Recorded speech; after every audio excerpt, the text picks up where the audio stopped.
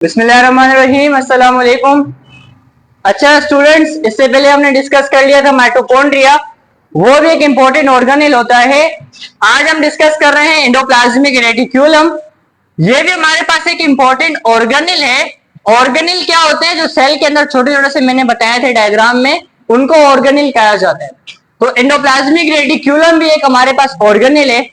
ये कैसा होता है? तो यहां देखो, द डबल मेम्ब्रेन बाउंडेड। जिस तरह हमने माइटोकॉन्ड्रिया की देखी तो दो मेम्ब्रेन होती है, इसी तरह से एंडोप्लाज्मिक रेटिक्यूलम भी कैसा होता है? Double membrane. इसमें भी कितनी मेम्ब्रेन होती है? दो मेम्ब्रेन होती हैं।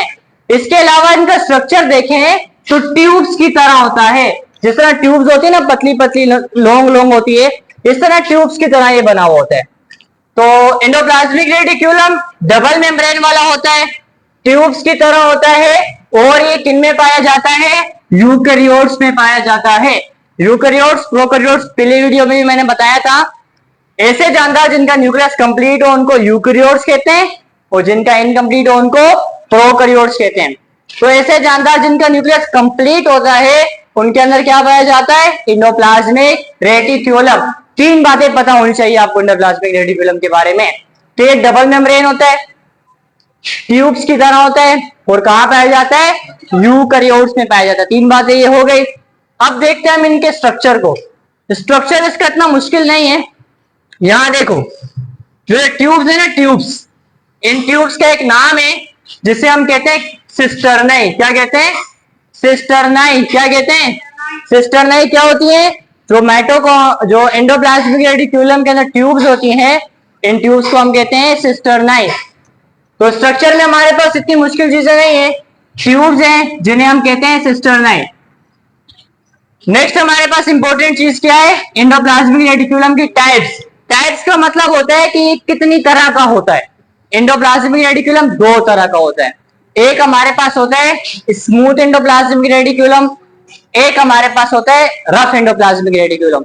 स्मूथ एंडोप्लाज्मिक रेटिक्यूलम को स्मूथ इसीलिए हम बोलते हैं क्योंकि इनके ऊपर राइबोसोम नहीं होते, और रफ को हम रफ इसलिए कहते हैं क्योंकि ये पूरा का पूरा कवर होता है किस चीज से?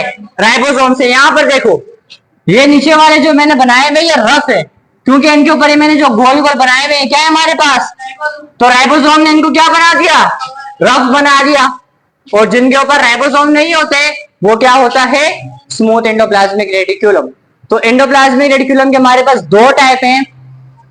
अच्छा, पहली वाली डिस्कस करते हैं, स्मूथ एंडोप्लाज्मिक रेटिक्यूलम। ईआर का मतलब एंडोप्लाज्मिक रेटिक्यूलम। इसका पहला पॉइंट क्या है? इस पे कोई राइबोसोम नहीं होता। पॉइंट नंबर 2, ये क्या बनाता है? ये लिपिड की सिंथेसिस करता है।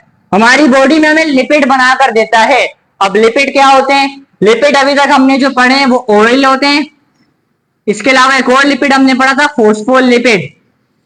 ये फोस्फोलिपिड मेम्ब्रेन में पाया जाता है, फोस्फोलिपिड।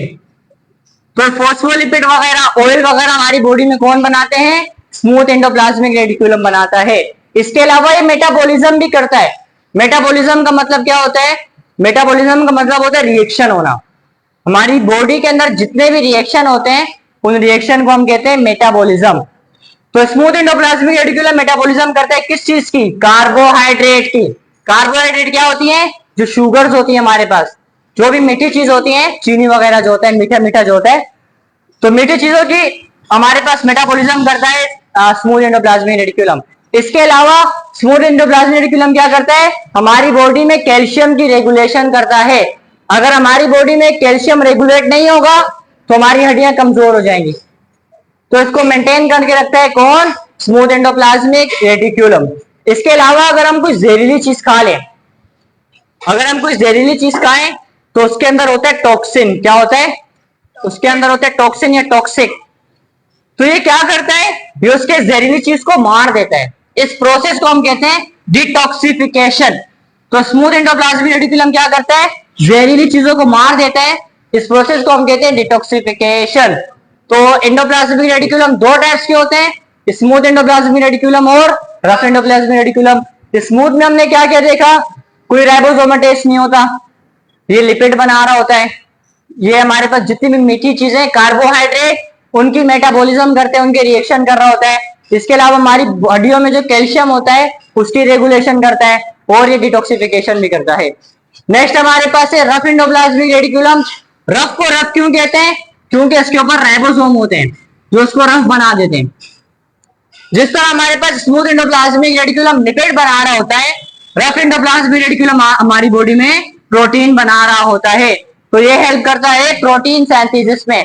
इसके अलावा ये हेल्प करता है मेम्ब्रेन प्रोडक्शन में। हमारी जितनी भी मेम्ब्रेन्स होती हैं उनको बनाने में रफ एंडोप्लाज्मिक रेटिकुलम बहुत ज्यादा हेल्प करता है। तो ये है हमारे पास एंडोप्लाज्मिक रेटिकुलम। होता क्या है? ये कुछ डबल मेम्ब्रेन बाउंडेड होता है, इसमें ट्यूब्स होती हैं और ये यूकेरियोट्स में पाया जाता है। इसके अलावा इसकी ट्यूब्स को हम कहते हैं सिस्टर्नाई। दो टाइप्स के होते हैं, स्मूथ एंडोप्लाज्मिक रेटिकुलम और रफ एंडोप्लाज्मिक रेटिकुलम। स्मूथ जो होती है उसमें राइबोसोम नहीं होते और रफ वाली के ऊपर राइबोसोम वगैरह होते हैं। इन दोनों में ये फर्क है। डायग्राम में देखते हैं यहाँ पर, ये देखो, ये जो ऊपर हमारे पास बनी हुई है इसको कहते हैं सेल मेम्ब्रेन, और ये हमने पढ़ लिया, ये है न्यूक्लियस। सेल मेम्ब्रेन से लेकर न्यूक्लियस तक एक ट्यूब्स जो होती हैं जो आपस में एक्सटेंड हुई होती हैं, इन्हीं को हम कहते हैं एंडोप्लाज्मिक रेटिकुलम। इसमें से जो मैंने डॉट डॉट बनाए हुए ये मैंने राइबोसोम्स बनाए हुए, जिनके ऊपर राइबोसोम्स होते हैं वो होते हैं रफ एंडोप्लाज्मिक रेटिकुलम, और जिनके ऊपर राइबोसोम्स नहीं होते वो हमारे पास होता है स्मूथ एंडोप्लाज्मिक रेटिकुलम। तो ये है हमारे पास एंडोप्लाज्मिक रेटिकुलम। तो आज हमने पढ़ा एंडोप्लाज्मिक रेटिकुलम। एंडोप्लाज्मिक रेटिकुलम क्या होता है? ये एक डबल मेम्ब्रेन बाउंडेड ऑर्गेनेल है जो यूकेरियोट्स में पाया जाता है। इसमें ट्यूब्स होती हैं, ट्यूब्स को हम कहते हैं सिस्टर्नाई। दो टाइप्स का होता है, smooth endoplasmic reticulum and rough endoplasmic reticulum.